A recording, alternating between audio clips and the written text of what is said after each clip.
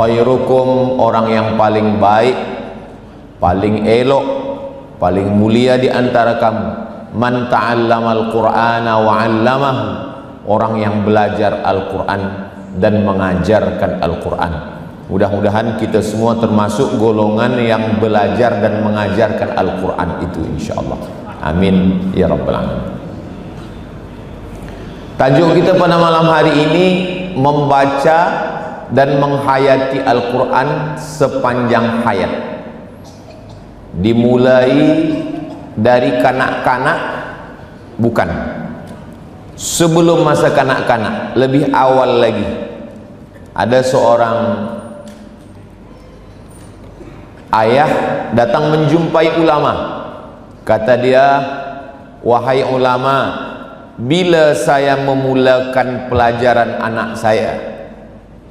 Anak kamu umurnya berapa? Anak saya umurnya 7 tahun. Dia sangka belum mula lagi belajar. Bila saya mulakan belajar anak saya? Anak kamu 7 tahun. Kata dia, kamu sudah terlambat. Jadi bila memulakan pelajaran anak? Ketika memilihkan ibunya orang yang mencintai Al-Quran. Tapi jangan sebab ini nanti balik mencari ibu yang baru. Yang sudah ada itu saja kita jaga-jaga baik-baik, menjadi pencinta Al-Quran. Jadi kalau ibunya pencinta Al-Quran, maka masa mengandung dia akan membacakan Al-Quran kepada anak, maaf, yang ada dalam rahim. Ada, saya baca di internet tentang traveling, pergi ke museum untuk menengok lukisan yang cantik-cantik, diiringi musik Mozart, Beethoven. Jadi mata menengok lukisan yang cantik dan telinga menikmati suara musik klasik yang lama-lama. Tapi kita tak boleh ikut program ini. Yang boleh ikut, maaf, hanya perempuan hamil 5 bulan ke atas. Kenapa begitu? Dan program ini ada di Moskow, Rusia. Karena perempuan yang sedang mengandung anak, dia perlu menengok pemandangan yang sejuk, yang cantik dan indah, dan telinga dia perlu mendengarkan suara-suara yang lembut supaya anak yang ada dalam rahimnya juga bersifat lembut. Saya manakala membaca berita ini, subhanallah, masya Allah, tabarakallah, di dalam Islam kalau kita baca dalam surat Al-Insan, hal ata 'alal insani hinum minad dahri lam yakun syai'an madhkura inna khalaqanal insana min nutfatin amsyajin nabtalihi faja'alnahu sami'an basira. Jadi janin yang ada dalam rahim sami'an basira, dia sudah boleh mendengar dan menengok. Itulah kenapa orang Rusia, Soviet membawa perempuan yang hamil ini menengok lukisan, memandang yang cantik, dan telinga mendengar suara musik Mozart, Beethoven, supaya hati anaknya tenang di dalam. Tapi orang Islam, dia tak perlu mendengarkan itu, cukup dia melantunkan ayat-ayat Al-Quran. Itulah kenapa zaman dulu bila ada seorang istri, suami membawa istri kepada tuan guru, ini istri saya mohon maaf sedang mengandung, agak-agaknya apalah yang sesuai amalan. Kata tuan guru, baca Al-Quran. Tapi dia tak sanggup sebab badan dia lemah, dia tak boleh baca Quran semua. Baca surat Yusuf. Maksud tuan guru, disuruh ibunya baca surat Yusuf supaya iman anaknya macam iman Nabi Yusuf. Digoda oleh Zulaikha tapi dia tetap kuat. Rupanya suami dengan istri ini salah faham. Dia sangka dibaca surat Yusuf supaya budak tu handsome macam Nabi Yusuf. Bila lahir hitam. Hitam-hitam setampuk manggis, walaupun hitam kupandang manis. Selepas baby lahir, komplain ke tuan guru. Macam mana tuan guru? Ini sudah dibacakan surat Yusuf. Kenapa macam ini, tak handsome macam Nabi Yusuf? Kata tuan guru, suaminya mana? Ini. Ya samalah. Takkan suami hitam anak putih.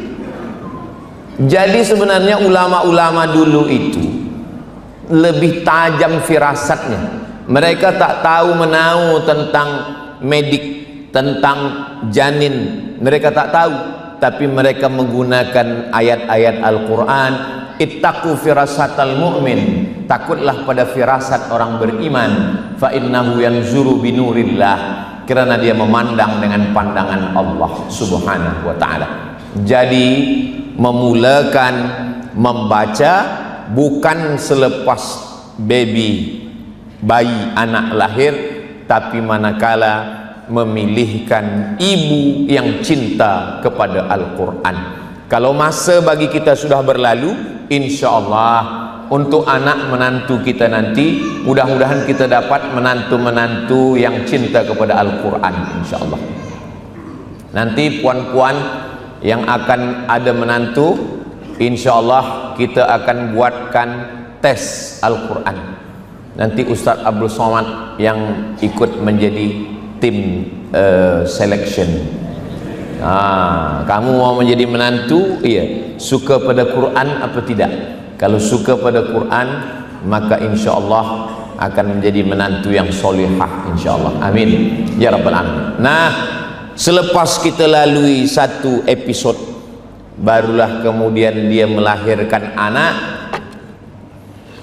Wa idza quri'al Qur'an, kalau Quran dibacakan, fastami'u lahu, dengar baik-baik, wa ansitu, diam, la'allakum turhamun. Belum membaca lagi, belum membaca, baru setakat mendengar saja.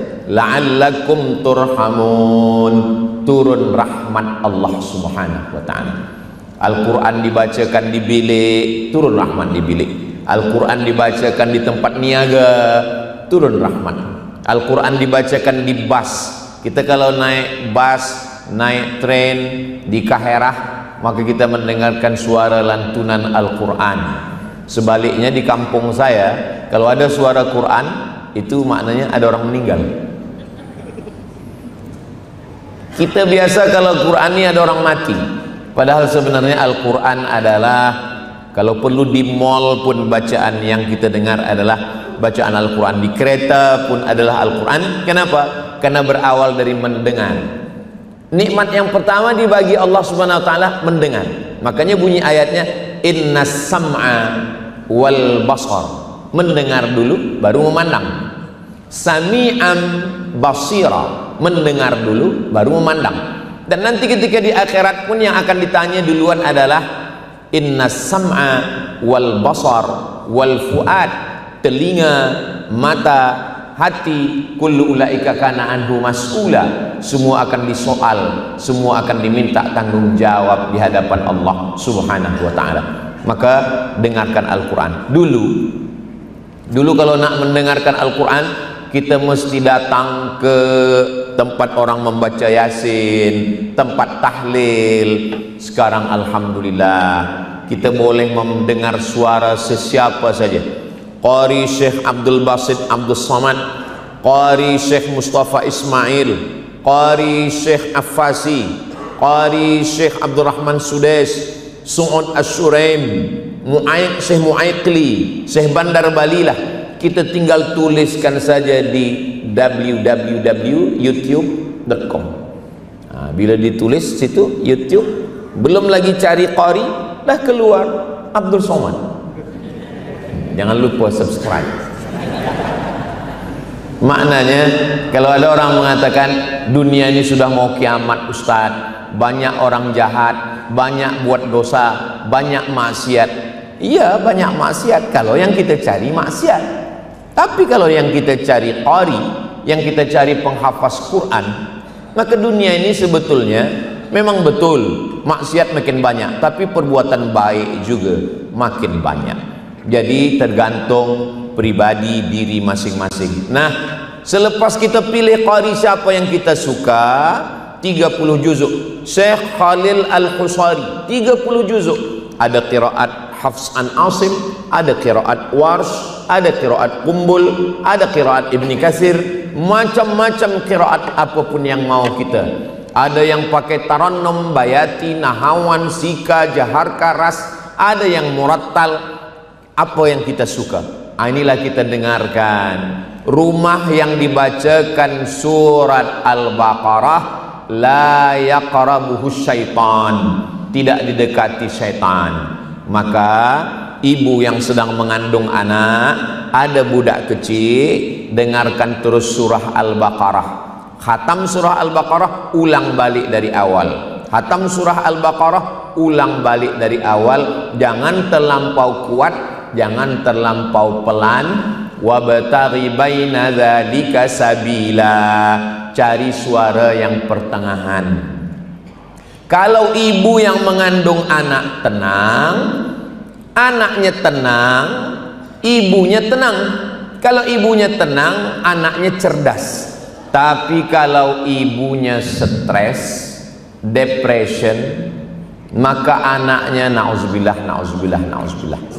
Kita kan banyak jamaah. Jamaah ini ada beberapa yang doktor, medik. Kata doktor, Ustaz Abu Somad tolong sampaikan kepada para suami lelaki, jangan bercakap kasar, jangan menyakiti hati istri, jangan menyinggung perasaannya ketika dia sedang mengandung. Oh, jadi kalau lepas mengandung boleh dokter? Tak boleh juga. Maknanya jangan melampau, sebab nanti kalau dia tidak mengandung itu hanya dia saja. Tapi kalau dia sedang mengandung, dia susah hati, itu pengaruh kepada anak, pengaruh pikirannya. Maaf cakap. Tak satu dua contoh yang saya tengok. Ustaz Somad kenal si fulan, iya. Itu dulu waktu dia sedang mengandung anaknya yang itu dulu dia pernah dipukul, ditinggalkan, disakiti, dizolimi. Itulah maka begitu Ustaz. Banyak kejadian. Maka kalau ibunya tenang dengan membaca Al-Quran, hatinya tenang. Apa kata Allah? Ala bidzikrillahi tatmainnul qulub. Dengan mengingat Allah maka hati akan menjadi tenang. Ibunya tenang, anaknya pun tenang dengan mendengarkan Al-Quran. Selepas umur 1 tahun, 2 tahun, 3 tahun, di 3 tahun dia sudah mulai boleh meniru-niru. Qala inni abdullahi ataniyal kitaba wa ja'alani nabiyya. Saya ulang-ulang terus, nampaknya dia diam. Anak saya San, bulan Februari ini 3 tahun. Saya ulang beberapa kali, dia diam. Dalam hati saya, dia ingat apa tidak nih? Tapi rupanya bila saya pergi, dia sendiri, dia ulang balik. Qala inni abdullahi ataniyal kitaba wa ja'alani nabiyya. Kenapa ayat itu yang Ustadz pilih? Supaya sekali dayung 2-3 pulau terlampaui. Ayatnya dapat, tauhidnya dapat. Qala inni abdullah. Nabi Isa berkata, saya adalah hamba Allah, bukan anak Allah. Wa ja'ala ataniyal kitab, saya diberi kitab Injil. Wa ja'alani nabiyya, dan Allah menjadikan saya sebagai nabi. Diulang-ulang 2-3 kali ulang, dia dapat. Selepas itu saya ambil, saya upload ke Instagram. Itulah yang ada dia baca ayat wa ja'alani nabiyya yang saya upload di Instagram. Yang belum follow silakan follow. Apa maknanya? Supaya jangan kita bersedih hati bila tengok dia macam tak faham. Sebenarnya budak kecil ini nampak-nampaknya dia macam dengar tak dengar, dia sambil main-main. Tapi sebenarnya bila kita pergi, nanti dia akan ulang balik. Nah, yang penting kita jangan putus asa, kita ulang-ulang saja ayat itu. Saya selalu bila saya balik, saya bawa kereta, saya pergi. Saya hari Selasa, hari Rabu, hari Khamis 3 hari di rumah. Kalau saya di rumah, saya pergi berjalan, saya driver sendiri, saya bawa anak istri kemana-mana. Selama di jalan itu saya baca sendiri. Wadduha wal-laili idza saja ma wadda'aka rabbuka wa ma qala. Biasanya dia tidak mau ikut. Bila kita baca wadduha, dia pula baby shark. Kita jangan hiraukan, teruskan saja. Nanti begitu kita pergi, rupanya dia diam-diam, ma wadda'aka rabbuka wa ma qala. Memang begitu budak-budak kecil. Nah, lepas itu pula dia baca wadduha, kita pula baby shark. Begitulah kita dengan anak-anak. Umur 3 tahun, umur 4 tahun, 5 tahun, 6 tahun, alhamdulillah kita sedang membuat cerita untuk anak-anak kita. Makanya tadi saya lama dari pintu sampai ke hadapan kerana berhenti berjumpa dengan anak-anak, ayah-ayahnya juga. Kita sedang membuatkan kisah malam ini untuk anak-anak kita. Malam semalam saya di Syria. Selepas tazkirah kita makan di atas, masing-masing punya cerita. Ustaz Abdul Somad, ini masjid tempat kami kecil dulu. Dulu masa itu bila habis makan, kami membasuh pinggan piring. Selepas itu ada yang membagi duit.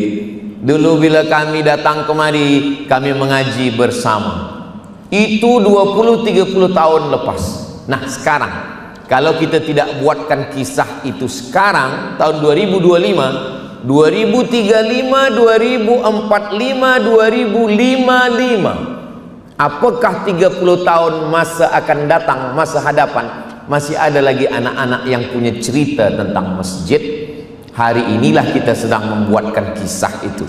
Maka buatkanlah dari maghrib ke isya atau lepas asar, anak-anak budak-budak datang ke masjid. Saya di dekat rumah saya buatkan dari maghrib ke isya. Sesiapa saja budak kecil sila datang, free. Guru mengaji sudah disiapkan. Maghrib ke isya kita siapkan tuan guru mengaji. Sila tuan puan bawa anak. Apa yang Ustaz inginkan? Supaya budak-budak ini nanti 10-20 tahun akan datang, dia punya cerita masa kecil macam saya dulu kecil punya cerita. Jangan sampai anak kita tak punya cerita. Nanti bila dia menikah, istri dia bertanya, macam mana cerita abang waktu kecil dulu?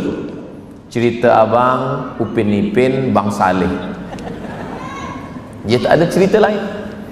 Tapi kalau kita buatkan cerita sekarang, kalau saya balik ke kampung, saya pergi ke surau.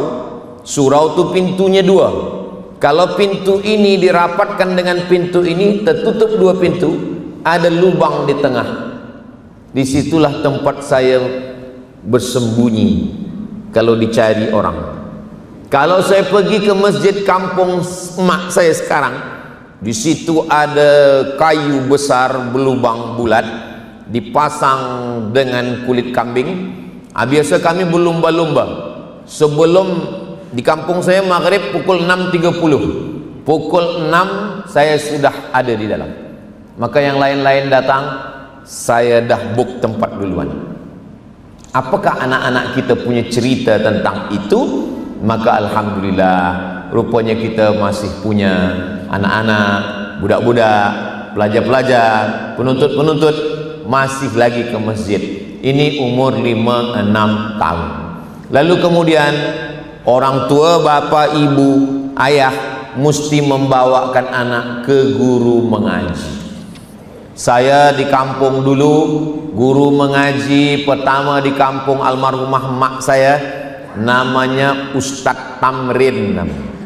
Nah, dibawakanlah saya ke situ mengaji, membaca Al-Quran. Kemudian pak cik emak saya namanya Syekh Muhammad Ali. Kata dia, bila engkau cuti sekolah, bawa Quran, mengaji ke dia. Kita budak kecil tak paham, datang buka, buka, wa ma Muhammadun illa rasul qad khalat min qablihi rusul. Kata dia, itu kurang lama. Apanya kurang lama tuh? Dengungnya kurang lama. Wa ma Muhammadun illa rasulun qad khalat min qablihi rusul. Saya masa itu tak paham. Apalah maksud emak nih? Disuruh mengaji baca ini. Sekarang kalau saya jadi imam, saya baca itu, memorize, fikiran saya, minda saya balik lagi ke masa saya kecil dulu, seakan-akan saya sedang berhadap-hadapan dengan syekh. Waktu itu saya ingat dia duduk di rumah dia pegang bantal, dia tak tengok Quran, dia dengar saja. Salah tuh, kurang lama lagi baca. Disitulah faham kita. Selepas saya umur 9 tahun, saya pindah. Jadi guru mengaji saya banyak. Selepas umur 9 tahun, tahun 1986, pindah dari kampung emak saya, lebih kurang 20 km, pergi ke kota. Di situ emak saya mencarikan lagi guru mengaji. Jadi pengaruh orang tua amat sangat kuat kepada anak. Itulah makna hadis Nabi, kullukum ra'in, setiap kamu pemimpin, wa kullukum mas'ulun ar ra'iyatih, kamu akan ditanya tentang anak-anak kamu. Ma min mauludin illa yuladu 'alal fitrah, anak-anak ini lahir dalam keadaan fitrah. Fa abau, ayahnya, ibunya, yuhawidani, membuat anak jadi Yahudi, au yunassiranihi, membuat anak jadi Nasrani, au yumajjisanihi, membuat anak jadi Majusi. Itu adalah ayah dan ibunya. Saya alhamdulillah bersyukur kepada Allah, ayah saya mencari nafkah, mak saya suka menyerahkan saya ke guru mengaji. Sampai saya di kota, di situ ada pondok tempat mengaji Al-Quran, khas tahfiz Al-Quran. Bukan macam sekarang. Sekarang ini banyak merata-rata tahfiz Quran, tahfiz Quran, tahfiz Quran. Di masa itu, satu kawasan itu hanya pondok ini sajalah yang ada tahfiz Qurannya. Nama pondoknya Darul Ulum. Dar artinya rumah, ulum artinya ilmu, rumah ilmu-ilmu. Yang mengajar Al-Quran di situ adalah seorang ustaz yang johan musabaqah tahfiz Quran di Makkah Al-Mukarramah, namanya Ustaz Armawi Abdurrahman. Disitulah saya diserahkan emak saya. Dibawa emak saya pulut kuning. Orang Melayu kebesarannya kalau udah pulut kuning, itu udah hebat betul. Tak ada lagi di atas pulut kuning. Pulut kuning dibagi dengan kelapa dengan gula merah di atas. Masa itu ayam payah. Zaman itu orang makan ayam 2 gendang. Kalau tak dia sakit, ayam tu sakit. Diletakkan pulut kuning pakai kelapa dengan gula merah. Dia serahkanlah kepada ustaz tadi.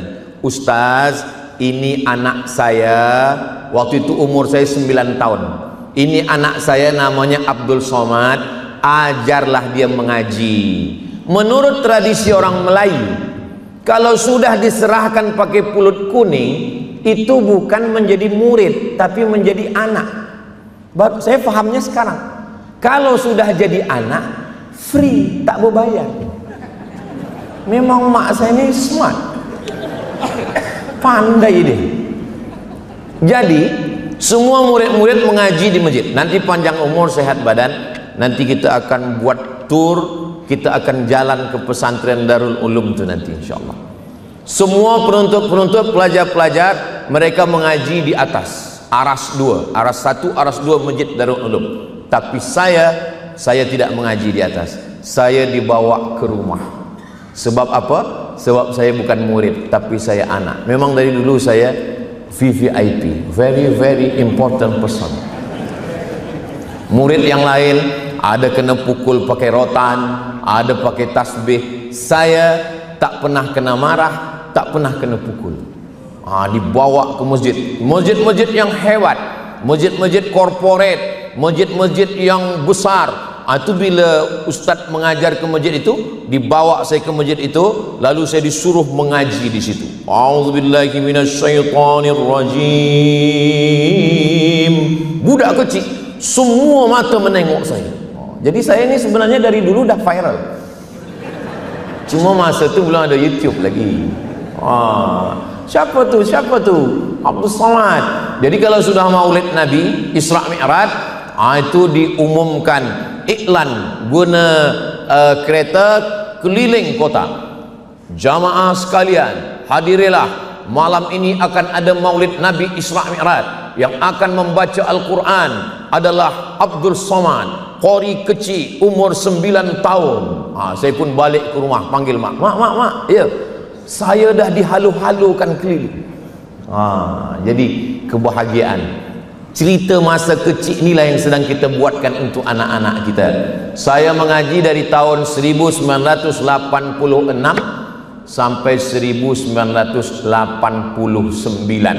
Tahun 1989 Ustaz Armawi meninggalkan kota tempat saya sebab dipanggil ke Brunei Darussalam untuk mengajar di Ma'had Tahfiz Sultan di Brunei Darussalam. Jadi kami menonton TV melalui parabola. Waktu itu belum ada internet. Pakai parabola di kampung kami tonton. Kata emak saya, cuba kau cari dulu channel Brunei Darussalam, cari-cari dapat. Ini dia. Macam orang Melayu juga Brunei.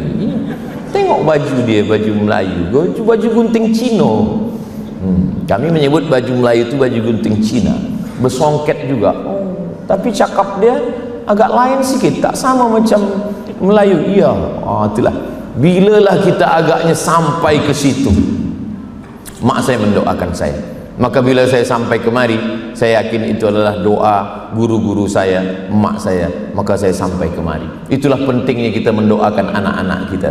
Lalu kemudian selepas itu saya pun pergi lagi, pindah 150 km dari situ ke Medan, North Sumatera, Sumatera Utara. Di situ saya mengaji kepada Syekh Azra'i Abdul Rauf di tepi Sungai Deli. Saya datang ke rumahnya dari tahun 1990 sampai tahun 1993. Umur dia masa itu 70 tahun.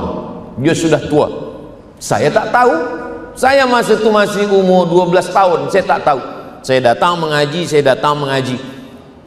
Tahun 1993 dia meninggal dunia. Saya baca newspaper, sudah meninggal seorang ulama besar, 4 kali menjadi Dewan Hakim Musabaqah Tilawatil Quran di Makkah Al-Mukarramah, pernah mengajar di Al-Falah di Makkah selama 15 tahun. Barulah saya tahu, rupanya guru mengaji saya itu orang yang hebat, orang yang besar. Selama ini kita tak tahu, sebab kita budak kecil. Bila datang ke rumah, dia duduk macam-macam tidur, tapi kalau salah dia terjaga. Salah tu, salah tu. Sebelum saya mengaji ke situ, saya ditakut-takuti orang. Apa kata orang?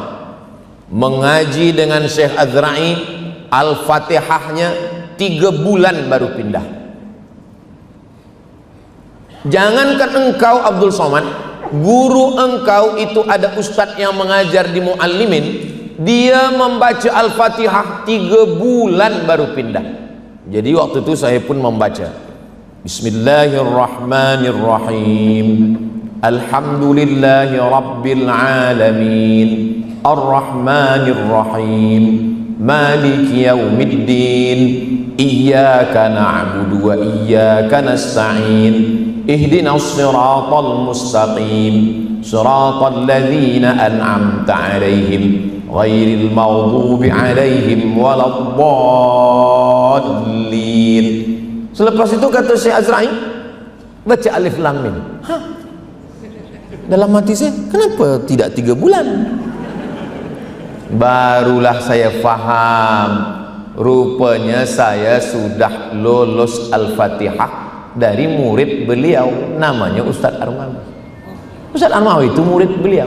Jadi kalau sudah lolos tes yang itu, yang lain sebab sama dia.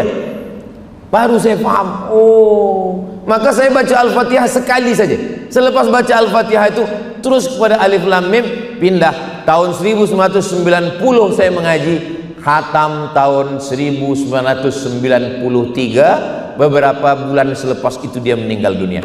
Datanglah emak saya membawakan kain putih, pulut kuning, pisau, mangkuk putih. Tradisi orang Melayu di tempat kami, kalau anak khatam Quran dibawakan pulut kuning, pisau, kain putih, mangkuk putih. Waktu itu Syekh Azra'i bertanya, apa nih? Ini pulut Tuan Syekh. Untuk apa pulut nih? Untuk dimakan. Ini mangkuk ini untuk apa? Mangkuk ini supaya berkah. Ini kain ini untuk apa? Kain ini putih, menunjukkan putihnya hati kami. Pisau ini untuk apa?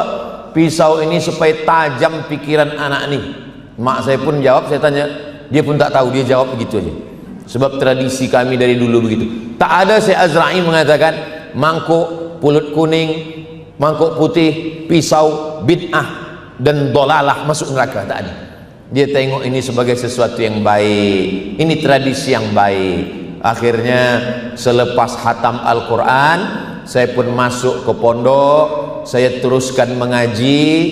Maka selepas itu saya pun terus lagi mengkaji isi-isi Al-Quran. Kata mak saya, kamu kalau masuk belajar nanti ke Mesir, jangan pilih fakulti lain, pilih fakulti yang belajar Al-Quran. Maka saya tidak ambil fakulti syariah, saya ambil fakulti usuluddin yang di dalamnya ada tafsir Al-Quran dan hadis Nabi Muhammad SAW. Bukan saya katakan syariah tak elok, syariah elok, fiqh elok. Saya pun banyak soalan jawaban fiqh, tapi karena pesan dia Al-Quran, maka saya banyak mengkaji Al-Quran. Lalu kemudian selepas itu, apa lagi yang perlu kita lakukan? Membaca Al-Quran tidak terhad pada umur. Beza dengan pendidikan orang putih. BA 22 tahun, Master 24 tahun, PhD 27 tahun. Dalam Islam tak ada. Utlubil ilma minal mahdi ilal lahdi. Bukan hadis Nabi. Itu ungkapan ulama dalam tafsir An-Naisaburi. Maknanya, tuntutlah ilmu dari buayan hingga ke liang lahat. Jadi tidak ada had batasan umur usia dalam belajar Al-Quran. Ada seorang orientalis. Oriental maknanya timur. Orientalis orang putih, orang Europe, orang Amerika yang belajar Islam. Dia orang putih, umur 60 tahun masuk Islam. Lalu kata dia, bacalah Al-Quran dengan bahasa asli original yang diturunkan kepada Nabi Muhammad sallallahu alaihi wasallam. Maka dibacakanlah Al-Quran. Maka kita pun membaca Quran. Man la syaikha lahu fasyaitanu syaikhuhu. Siapa yang tak berguru, maka syaitanlah gurunya. Membaca Quran tak boleh tak berguru. Masuk Islam, cari Quran digital di aplikasi, download, lepas itu masukkan ke handphone, aplikasi Quran digital, buka Quran, baca sendiri. Alama, tulisannya alama. Tapi kalau berguru, alif lam mim. Syekh Muhammad Mutawalli Asy-Sya'rawi komplain kepada guru dia. Kata Syekh Muhammad Mutawalli Asy-Sya'rawi, Syekhul Mufassirin, ulama ahli tafsir Kahirah Al-Azhar. Syekh, tulisannya sama, alif lam mim. Kenapa yang di juzuk 1 dengan juzuk 30 bunyinya beza? Juzuk 1 alif lam mim, juzuk 30 alam nasrah. Apa kata cikgu Syekh Muhammad Mutawalli Asy-Sya'rawi? Sebab Al-Quran turun bukan tulisan. Al-Quran itu bukan kertas yang turun terbang dari atas langit. Al-Quran itu suara. Suara malaikat Jibril didengar Nabi, suara Nabi didengar sahabat, suara sahabat didengar tabi'in, suara tabi'in didengar tabi'in, suara guru kita dengar. Macam mana saya mengaji? Begitulah bunyi guru saya mengaji. Maka kalau salah guru, salah murid, maka kita betulkan bacaan. Ini sekarang banyak orang muda tak mau belajar, sudah tua ingin mengajar. Taubat, pagi taubat, siang zuhur, asar mengajar. Musibah. Dalam Al-Quran bahasa Arab tidak semua shin. Saya banyak mendengar orang Assalamualaikum warahmatullahi wabarakatuh, alhamdulillah wassalatu wassalam. Apa ni? Dalam satu ayat 4 huruf ini berjumpa. وَلَنَبْلُوَنَّكُمْ بِشَيْءٍ مِّنَ الْخَوْفِ وَالْجُوعِ وَنَقْصٍ مِّنَ الْأَمْوَالِ وَالْأَنفُسِ وَالثَّمَرَاتِ وَبَشِّرِ الصَّابِرِينَ وَالْأَنفُسِ وَالثَّمَرَاتِ وَبَشِّرِ الصَّابِرِينَ. Fasashasha. Bahasa Melayu salah bunyi, tak salah makna. Siapa bagi tazkirah tadi? Ustaz Somad. Saya suka Ustaz Somad. Tak salah.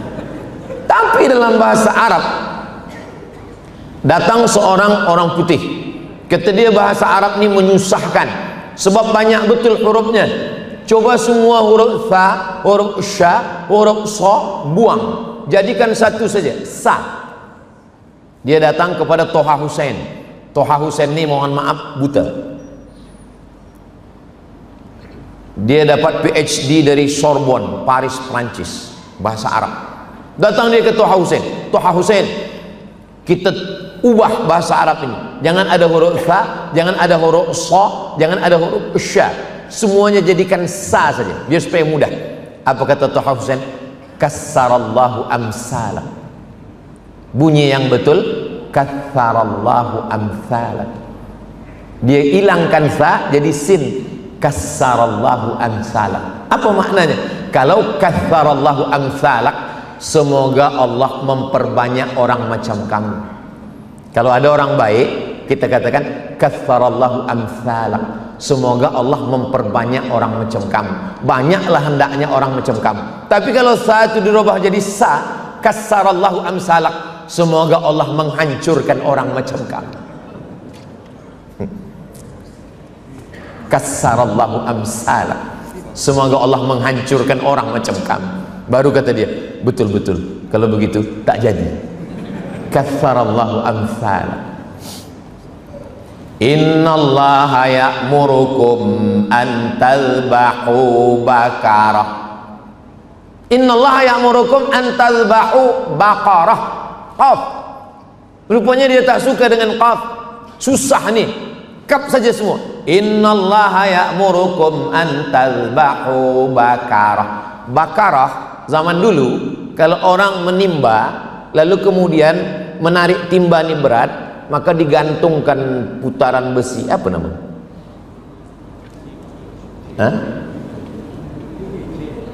Ayo itulah dia. Itu bahasa Arabnya bakarah. Innallaha ya'murukum an tadhbahu bakarah. Allah memerintahkan kamu wahai Bani Israel menyembelih lembu betina. Bakarah, Allah memerintahkan kamu memotong besi penarik timba. Rubbatalil Quran wal Quranu yal'anuh. Berapa banyak orang membaca Quran dilaknat oleh Quran. Kenapa dilaknat Quran? Karena tak betul baca Quran. Alhamdulillah Ustaz Somad, saya tak pernah salah. Kenapa? Karena tak pernah baca Quran. Lebih salah lagi. Lebih baik pernah salah karena membaca daripada tak pernah salah kerana tak pernah membaca. Mohon maaf, yang hebat dalam bahasa Inggris jangan tersinggung, jangan sakit hati. Bahasa Inggris elok. Bahasa Inggris adalah bahasa internasional. Tapi dalam bahasa Inggris pun ada makharijul huruf, ada tha dalam bahasa Inggris. Mana ada huruf tha? Ada health, WHO, World Health Organization. Coba ubah health tu jadi health. How about your health? Health. Maknanya ada tha, ada shin. Mana? Workshop, shopping center. Tapi dalam bahasa Inggris tak ada huruf ain. Tak ada. I love you. Tak ada. Tak ada huruf bod. Tak ada huruf pa. Maka ketika orang membaca Al-Quran, semua potensi yang ada pada diri dia keluar. Orang yang tidak pernah membaca Al-Quran, maka sama seperti orang punya handphone, ada MP3, ada MP4, ada editing, ada uploading, ada semua, tapi dia tak pernah guna. Yang dia pakai hanya merah tutup, hijau angkat. Merah tutup, hijau angkat. Dia tak pandai guna gambar, dia tak pandai guna edit gambar, dia tak pandai guna filter. 3 kali filter, muka muda 3 kali. Banyak jamaah ni jumpa saya, ustaz, saya sangka ustaz guna filter, kata dia. Wow, amazing. Nah, maka samalah dengan orang yang tak pernah mengucapkan. Maka ketika orang belajar makharijul huruf, dia sedang menggunakan itu semua. Itu kalau datang orang yang kena penyakit mental, dia pergi ke tempat terapi, menahan nafas, tarik nafas, pejamkan mata, dengar suara kicau burung dan gemericik air, tahan nafas, tahan. Orang sedang membaca Al-Quran menahan nafas, dan dia saat itu adalah orang yang sedang menyehatkan fikirannya. Mana boleh menyambung nafas ketika membaca Al-Quran? Walaupun nafas kita pendek, maka kita baca ayat-ayat pendek. Maka ada dalam Al-Quran waqaf wal ibtida, tarik nafas. A'udzu billahi minasyaitonir rajim. Bismillahirrahmanirrahim. Ya ayyuhalladzina amanu ista'inu bis-sabri was-salah innallaha ma'as-sabirin. Ternyata menghilangkan stres, depression, anxiety adalah terapi menggunakan nafas. Makanya banyak orang pergi menyelam, tahan nafas, hilang sama orangnya sekali. Alhamdulillah Ustaz Somad, suami saya pergi terapi menghilangkan stres dengan nafas, hilang sama dia sekali. Tidak ada jalan lain kecuali kembali kepada Al-Quran. Tak usah cerita tentang malaikat datang menenangkan hati, cukup dengan nahan nafas itu saja. Wadduha wal laili idza saja ma wadda'aka rabbuka wa ma qala walal akhiratu khairul laka minal ula. Belum lagi kalau memahami maknanya, belum lagi kalau malaikat datang. Majtama'a qaumun fi baitin min buyutillah, sekelompok orang berkumpul di rumah Allah, yatsluna kitab Allah, tak ada kerja lain, hanya membaca kitab suci. Wa yatadarasunahu fima bainahum, baca ayat sikit, baca satu ayat makna. Nazalat alaihimus sakinah, kumpul baca Quran, baca makna sikit-sikit, 4 balasan Allah. Nazalat alaihimus sakinah, turun ketenangan ke dalam hati. Wasyat bihimur rahmah, diliputi rahmat kasih sayang Allah. Hafat bihimul malaikah, mereka dikelilingi malaikat. Wa dzakarahumullahu fiman indah, mereka dibanggakan Allah Ta'ala kepada para malaikat. Mudah-mudahan majelis kita ini termasuk majelis yang dibanggakan Allah kepada para malaikat. Berapa banyak membaca Al-Quran? Kanal Imamul Bukhari yukhtimul Qur'ana fi Ramadan sittina khatamah. Imam Al-Bukhari mengkhatamkan Al-Quran di bulan Ramadan 60 kali khatam. Malam sekali, siang sekali. 30 kali malam, 30 kali siang. Sittina khatamah, 60 kali khatam. Di mana kami boleh menengok riwayat ni Ustaz? Jangan-jangan Ustaz ni ambil sana ambil sini. Riwayat tentang Imam Bukhari sebulan 60 kali khatam ada dalam kitab Siyar A'lam An-Nubala, ditulis oleh Imam Az-Zahabi. Imam Az-Zahabi imam yang paling terpercaya dalam bidang hadis, orang yang paling kuat dalam meneliti hadis-hadis. Sampai-sampai hadis yang disahihkan oleh Imam Al-Hakim tidak boleh diterima kalau tidak disahihkan Imam Zahabi. Riwayat ini terpercaya. Oh, ini zaman dulu Ustaz, zaman sekarang mana ada lagi. Saya punya kawan masa belajar di Kaherah dulu, serumah dengan dia. Kata dia, Somad, ya, tolong jangan ganggu saya. Bulan Julai, bulan Agustus kita cuti. Saya tidak ada tamu, tak boleh ada kawan ke rumah selama 40 hari 40 malam. Kenapa? Karena saya nak menghatamkan Quran 40 kali. Pesan guru saya dulu, kalau engkau hatamkan 40 kali dalam 40 hari, maka engkau tidak akan lupa sampai pada hari kiamat. Masih ada orangnya sekarang di Jawa Timur, di Jombang, masih hidup. Artinya zaman sekarang pun ada, boleh menghatamkan sehari sekali selama 40 hari. Ada 3 ulama sama-sama pergi ke Makkah, satu rumah, satu bilik. Yang satu namanya Imam Ahmad bin Hanbal, Imam Hanbali. Yang satu namanya Imam Yahya bin Ma'in. Yang satu namanya Imam Syafi'i. Imam Ahmad bin Hanbal, Imam Hanbali. Tegak, ruku, sujud. Tegak, ruku, sujud. Tegak, ruku, sujud. Sampai azan subuh. Dari azan Isya sampai azan subuh. Selesai sembahyang Isya di Masjidil Haram, balik ke bilik sampai azan subuh.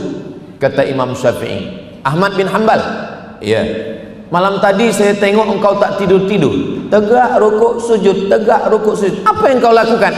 Kata Imam Hanbali, saya menghatamkan Al-Quran dalam tahajud saya malam tadi. Selepas itu Imam Syafi'i bertanya lagi kepada Imam Yahya, Yahya, malam tadi saya nampak kamu pusing kiri, pusing kanan, balik kiri, balik ke kanan. Engkau tak tidur? Kata Imam Yahya, saya sedang meneliti, research mana hadis sahih, mana hadis dhaif, mana hadis hasan, mana hadis palsu. Dapat saya 200 hadis malam tadi. Kemudian mereka berdua balik bertanya ke Imam Syafi'i, engkau malam tadi tak tidur? Kau tengok kan? Iya. Apa yang kau lakukan?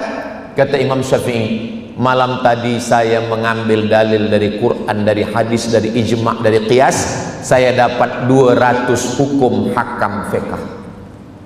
Seandainya kita orang yang keempat di bilik itu, dan Imam Hanafi, Imam Hambali, Imam Syafi'i, Imam Yahya bertanya, hai Abdul Somad, apa yang kau lakukan malam tadi? Saya akan menjawab, kerana kamu bertiga tak tidur, saya buat streaming malam tadi. Live. Cuba kita renungkan apa yang kita buat.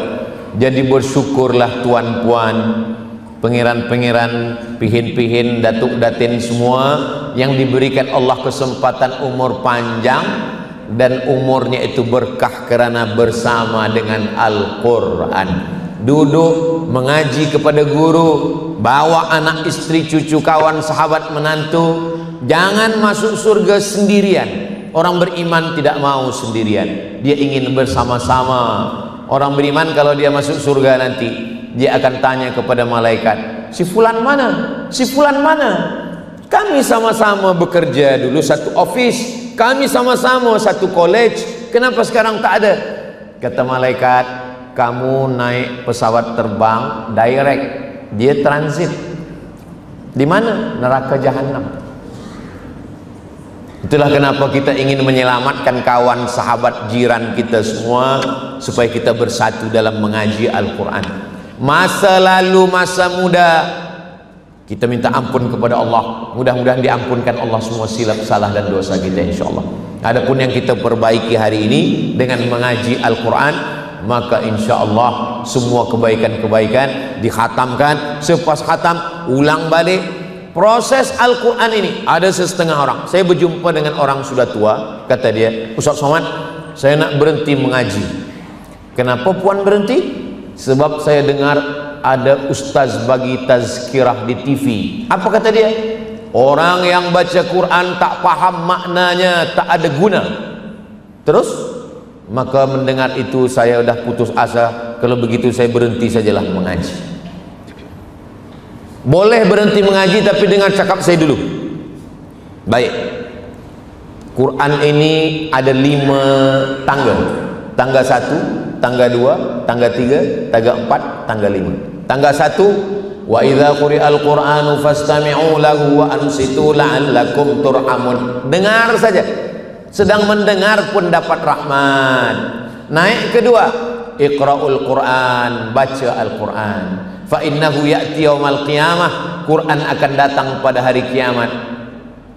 Syafi'an li ashabi, memberikan syafaat pada orang yang membacanya. Pertama mendengar, kedua membaca, yang ketiga faham. Afala yatadabbarunal Qur'an, kenapa mereka tidak memahami Al-Quran?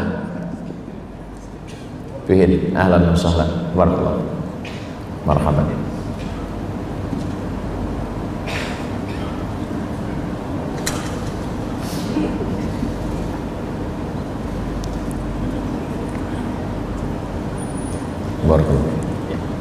Tangga pertama dengar, selepas mendengar membaca, selepas membaca faham, selepas faham mengamalkan, selepas mengamalkan mengajarkan.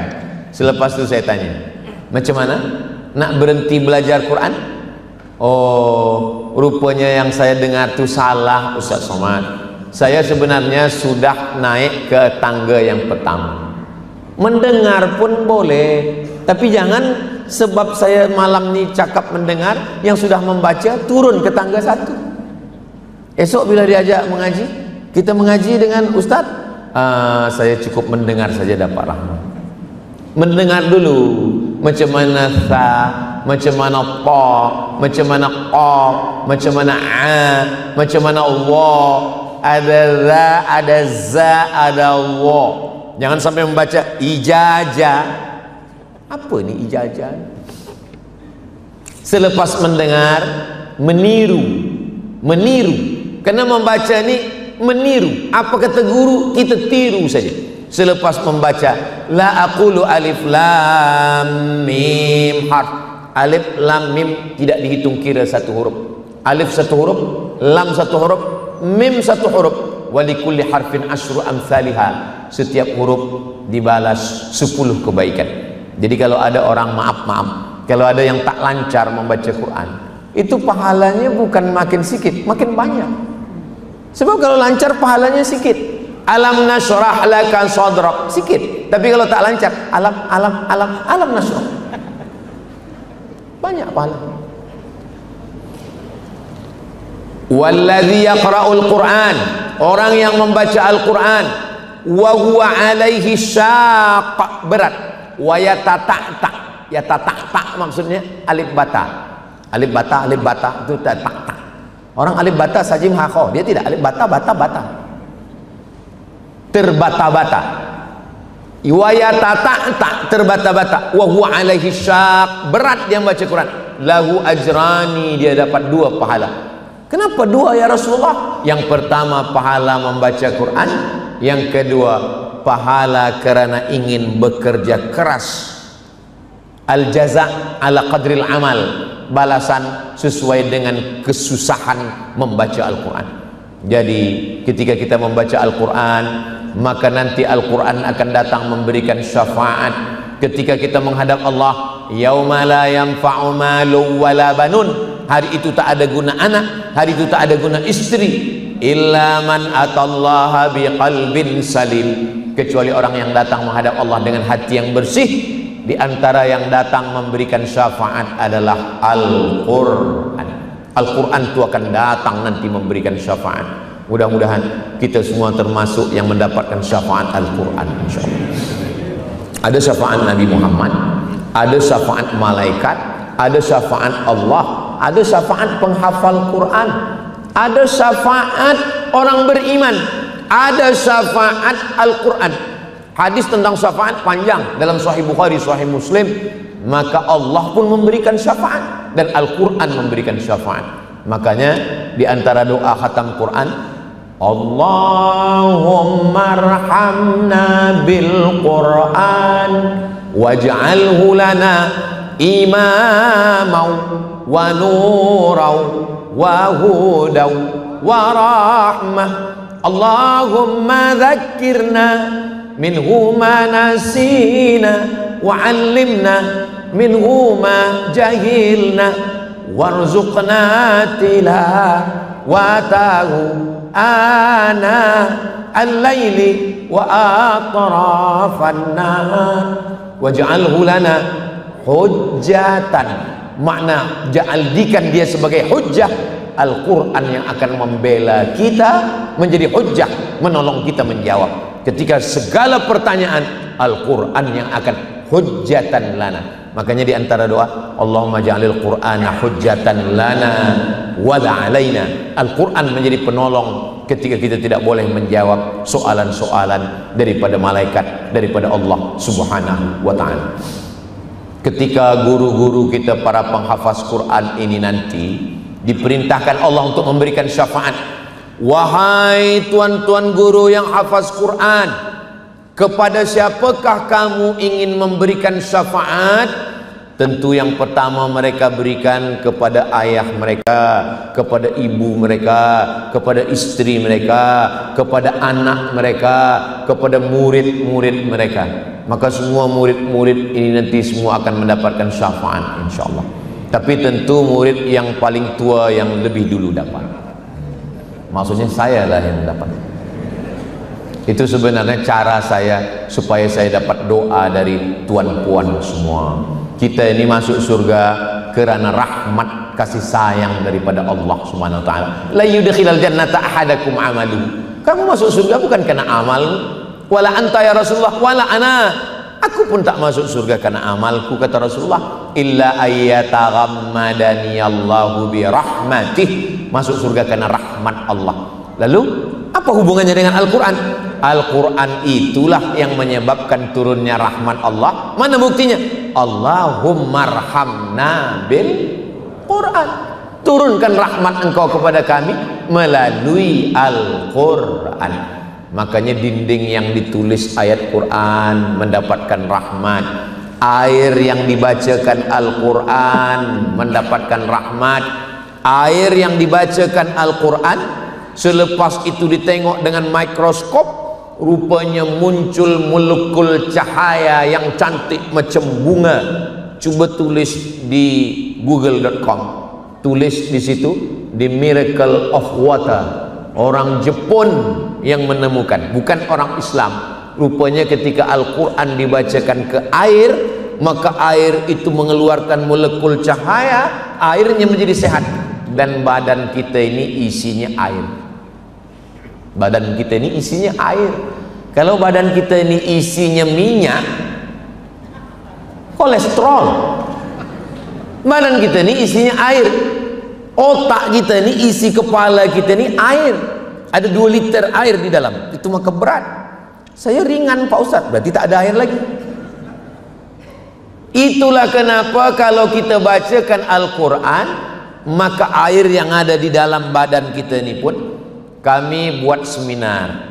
Salah seorang, saya sebagai pembicara, salah satu pembicara dari Jepun.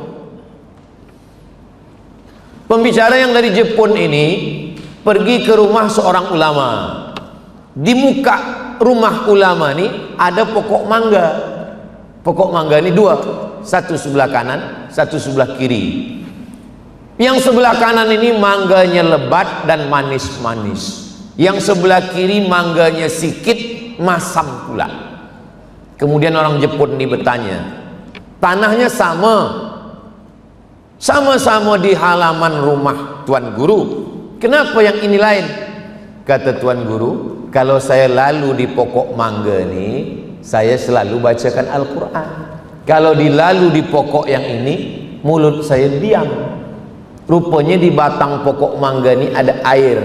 Air dari dalam tanah naik ke atas. Dibacakan ayat Al-Quran, pokok mangganya lebat dan manis.